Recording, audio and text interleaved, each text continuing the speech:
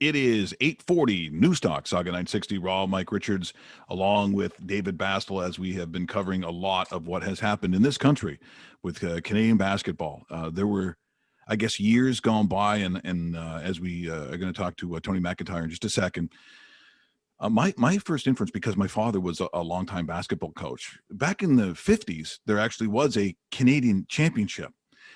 And so when he watched Hoosiers, he actually, when the championship was in Montreal, measured that basketball because the young, Mennonites from Stouffville, Ontario, that he had put together, not unlike Hoosiers, in the gym that he had helped build, they were terrified of everything. But it was very, very similar in those days. And as I grew up, Jack Donahue was that's the face that I knew. That's the name that I knew. But at that point, Canadian basketball for me was watching CHCH Channel 11. I think it was Norm Marshall was doing the games, and that's where it ended. That's kind of where it stops. And then you kind of fast forward a little bit, and Leo Routens, a kid from St. Mike's, and I had to look at it twice. Oh no, it says he's going to Syracuse. He's Jim Boeheim. That can't be right. And now you look from that line in the sand to where our kids are going now, specifically because of people like Tony McIntyre, where not only Canadian just quote unquote making the team and getting the jacket, which was probably what happened in the late 70s, to being the best player on the team, to maybe being the best player in all of NCAA basketball. It is just incredible. And a part of that is going to be focused on when you talk about the CBC series, Anyone's Game, which will be so heavily watched, certainly will be in a lot of households. And Tony McIntyre, the reason for it, the Orangeville prep team, the Athlete Institute, and it has become the pinnacle of basketball, maybe in the entire country, because the names that come from it, you know who they are. And so right now, because of that, let's go to Tony McIntyre. Thanks, Coach, so much for joining us here this morning. No problem. Thanks for having me on. I appreciate it. Not only do you coach these guys up, but apparently with yourself physically, you just produce them. I guess if you can't find point guards, you just decide to go into the laboratory and make them. What's going on there? No, it's been fun. It's obviously I have 7 kids of my own, and they all play basketball, and I get to really carry that over. I think not only the success that my kids have had, I'm able to take that whole family atmosphere and bring it to every team that I'm a part of, and really try to recreate that year in, year out.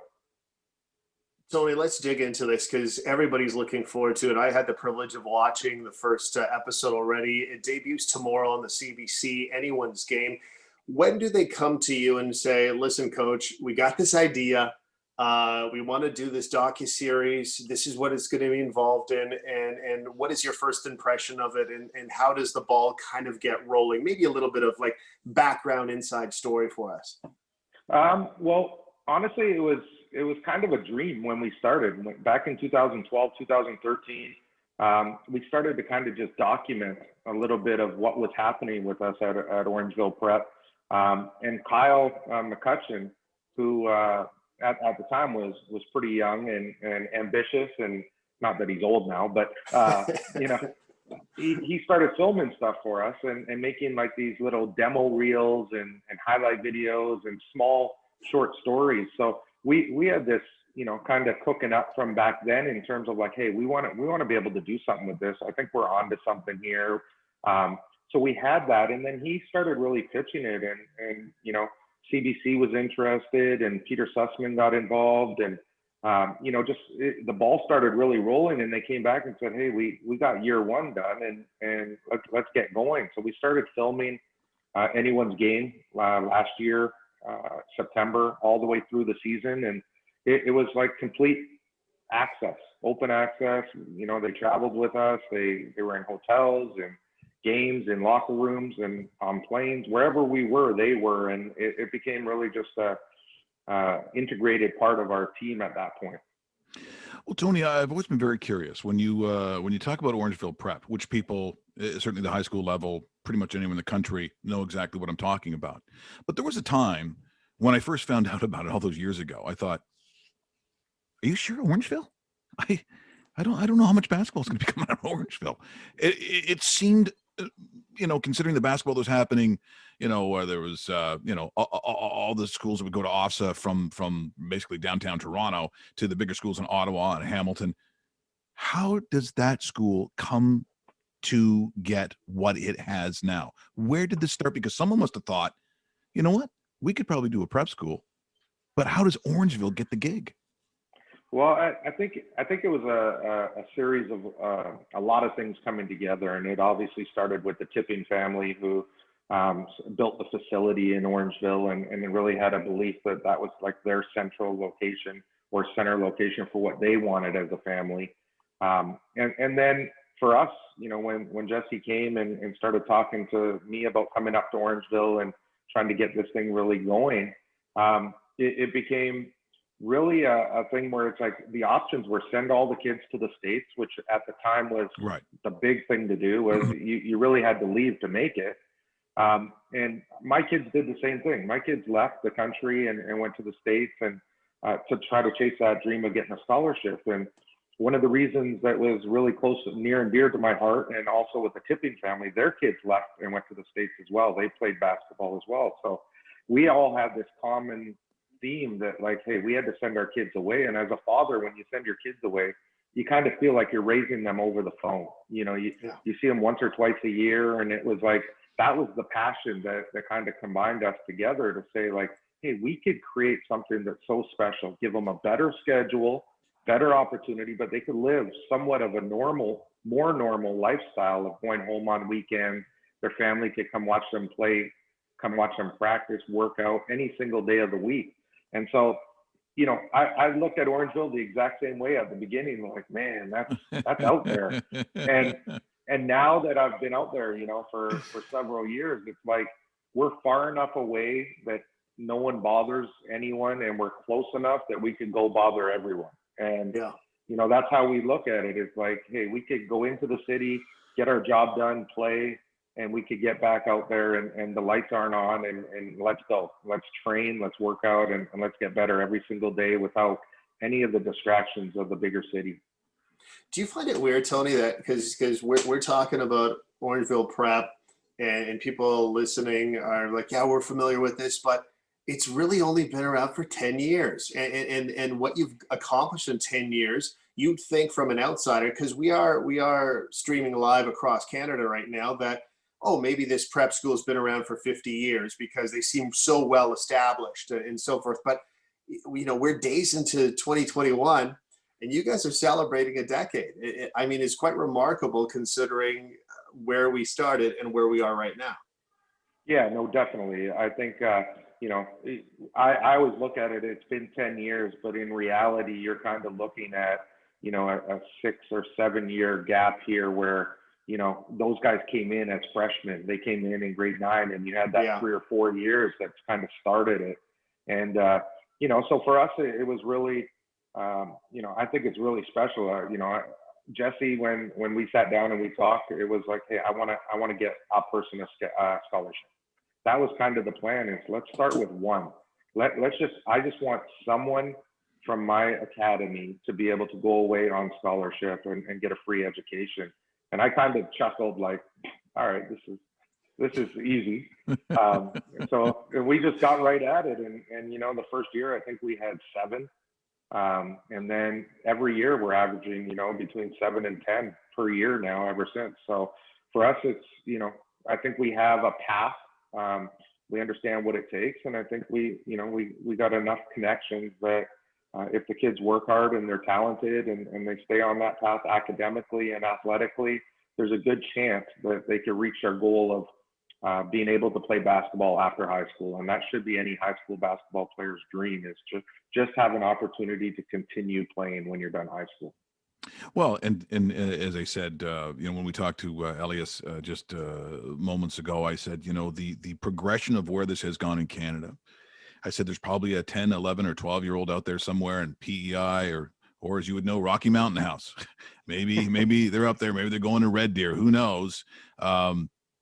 This is going to have such a huge impact on his life. He just doesn't know it yet. And in Canada, to me, that's the excitement about how it all also feeds in to our national program. Because as much as I said, I don't know, maybe 5 years ago, 10 years ago, at some point, I'm not going to be surprised if Canada wins a gold medal in the Olympics. And they'll probably almost all be NBA players, if not high-end European players or European leagues, because that's where this is all pointed to.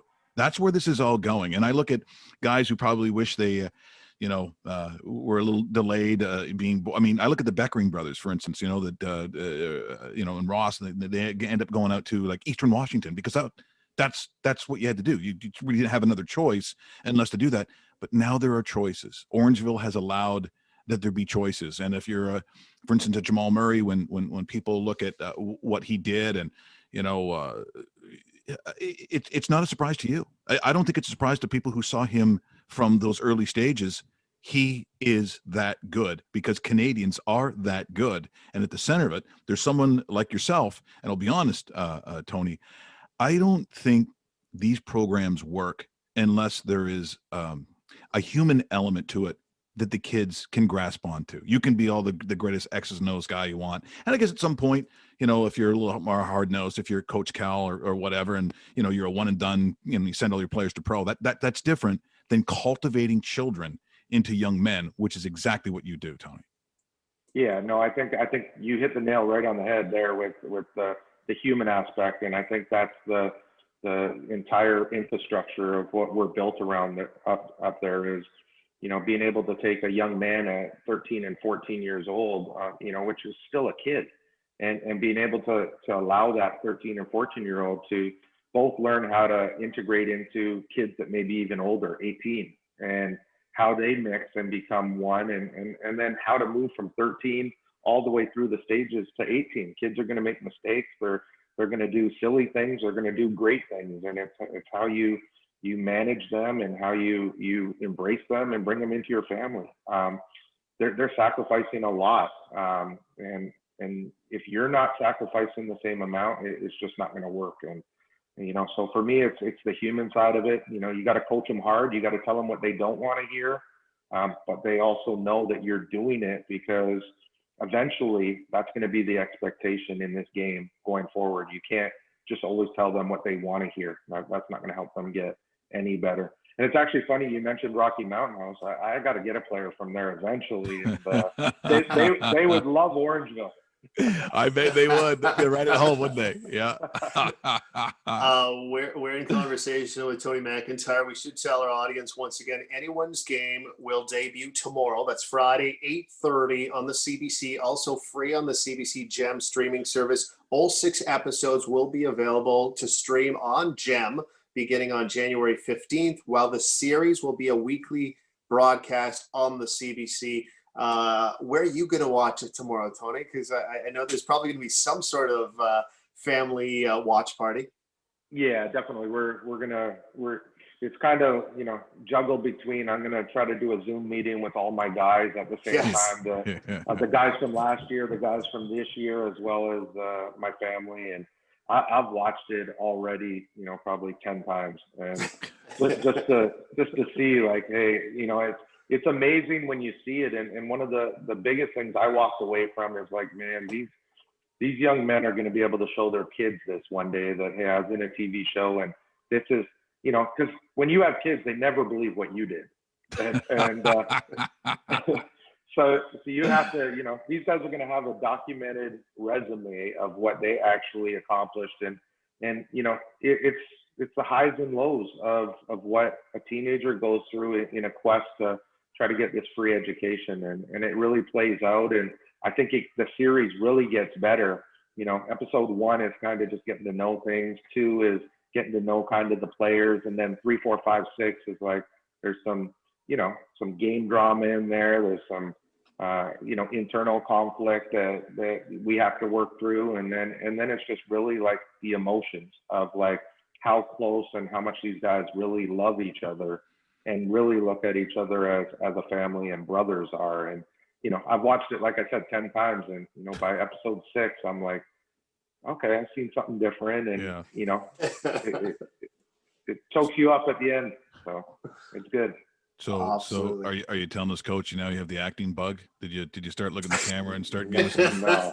William You- Shatner you- going, "We've got to try harder." No, for anyone that's ever done this or been a part of anything like this, when it started out, I was like, okay, this is a good idea. And then you kind of go through a phase of like, we were in practice and, we're working on a transition drill and you look and there's a guy in the middle of the court with a microphone and a cameraman, in the way of passes. And it's like, man, how do we like, I don't know if I'm going to be able to do this. You're in a timeout and like they're trying to get their boom in there to listen to the timeout and it's hitting you. It's like, come on, man. So it's like, once you get over the fact, like, okay, you just got to understand they're trying to do their job. You're trying to do yours.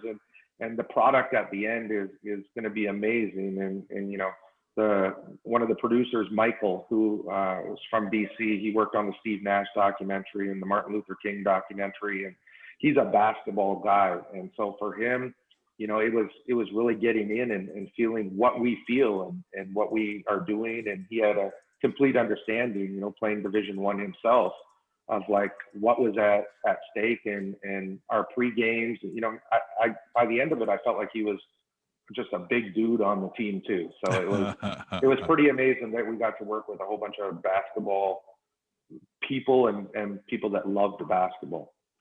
Well, I just think it's fabulous. The whole thing together is remarkable, and I think again it's a reflection of where basketball is in this country, and it will be so heavily watched. I think there's a lot of people looking forward to it, and I think a lot of parents. I think there's going to be one of these things where a lot of parents are going to take a look at it and go, you know what, Tom's been talking a lot about, or Sally's been talking. Tom and Sally, there's a lot of names these days, but they're sitting there. They kind of want to play basketball. I think this helps. I think this actually is going to be something. And again, it goes back to who we are as Canadians, where it's not just going for the jacket anymore. It's going to actually be a winner, to be the best that you can be. Ken Reed, I remember talking to him years ago. I said, "So who was your inspiration?" He goes, "Nancy Green." I go, "Nancy Green was. Why? Because she won." That's the difference. That's how Canada thinks now. We're no longer participants. We want to win the whole thing. And you're a big part of that, Tony. But you also, you do it with a sense of humility. You do it with a sense of humanity, which your athletes show when they move on, whether they go pro or not. This is the cultivation of the human being. This is the part that's not necessarily going to the NBA, because it's all important. It all makes our country better. So on behalf of Dave and myself, and basically all parents who hope that our kids go on to be happier and better people, I thank you very much for that, Tony. No, thank you. I appreciate it. And I love it. And, I grew up playing hockey and basketball, and I had amazing coaches growing up that, I looked at as father figures. And, that was the reason I started coaching, and the reason I wanted to give back was because, I grew up, without my father, and I wanted to make sure that everybody got to experience the amazing coaches that I had. I wanted to try to be half that to people moving forward. So I appreciate that and love doing what I do. Well, you certainly have. It's certainly the proof is in the pudding, as they say. Thanks so much for this morning. Been absolutely fabulous. Looking forward to the series, and best of luck moving forward. Thank you, guys. Appreciate it. Have a great day. That is Tony McIntyre. That was great, and I knew it would be. I mean, that was just fabulous. Once again, it is anyone's game. CBC starting tomorrow night. Is that correct, Dave? Tomorrow night at 8:30. Yeah. CBC Okay. Gem streams everything as of tomorrow night, and you can watch it on a weekly basis. I'm telling you, the first episode, I was only able to see the first episode. Awesome. I'm hungry for more. When you watch Netflix and you go, okay, I'm going to watch the first 6. It's like, that's what I want to do on CBC Gem tomorrow. Yeah. So but we don't want Tony being like the Tiger King, and he shows up next, and that's where he draws the line. Okay, we better quickly do traffic and